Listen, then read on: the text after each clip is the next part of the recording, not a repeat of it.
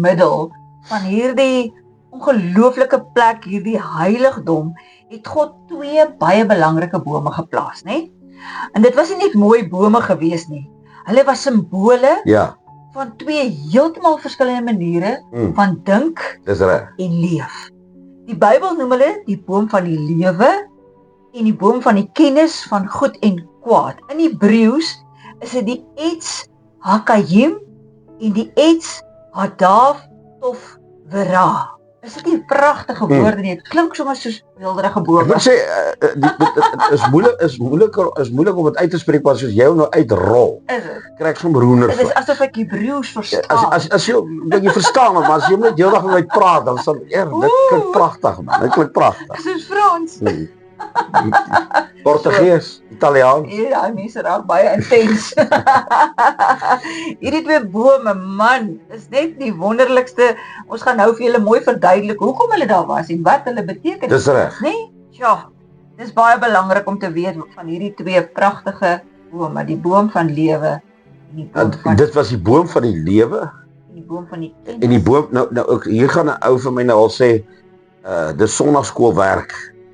Nou, dit maak my baie keer suur, want ons het in hierdie navorsing agtergekom, dat toe ons in die woord van God is vandag meer beskikbaar tot mense as in die geskiedenis van die bestaan van die Bybel.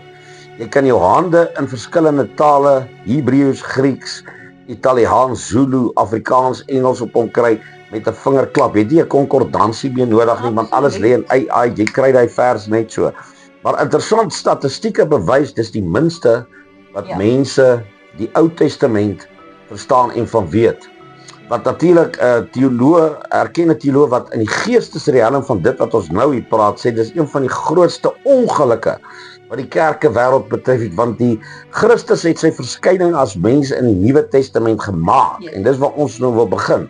Maar hy het al lankal exist en sy krag en sy vermoëns hier waar ons nou in Eden is, het al reeds exist in volle vermoë. En as jy die Ou Testament nie, en interessant, die inligting is nou daar, maar hulle wil hom nie hê nie. As jy nie moeite gaan doen om hom daar te gaan ontdek, nie die wet nie, nie die boom van kennis van goed en kwaad, nie dit nie, om die kragtige kennis van die almagtige God uit te kry, mis jy die bus. Dis belangrik om te verstaan, hierdie bome se vrugte was nie magies of giftig in 'n chemiese sin nie. Dit wil sê, as jy op 'n verkeerde tyd en 'n verkeerde plek en 'n verkeerde moed geëet het, dan muurgif is nou goed, ander dag is hy sleg op 'n ander manier. Hulle het 2 verskillende bedryfstelsels van die menslike verstand, wat ons die menslike verstand noem ons die naus. Dit is ook 'n Griekse woord. Soos die Grieke dit voorgestel het. Nou die vraag was nie of hulle appel sou eet nie, nou ons weet dit was nie appel nie, ons by wyse van spraak, dit was nie die vraag nie, maar deur watter bron hulle in hulle lewe en hulle denke sou voed. Dit wil sê, al 2 die bome het nie die liggaam gevoed soos ons vandag aan 'n vrug dink nie. Hy het nie, daar was baie om van te eet, hulle moes eet, hulle moes drink, hulle het hulle lewe gehad, hulle was uit stof, ons sal daarna kyk, gemaak, natuurlik Eva uit die been, uit die rib van die man. Maar, hoor baie mooi, hierdie voeding van hierdie betrokke 2 bome sou dan wees vir een wêreld. So as jy nou tot hier gekom het, en moontlik 'n bietjie vasgebyt en gesê, maar hierdie ding van intellek en goed wat jy praat, hoor mooi, dit was alleenlik.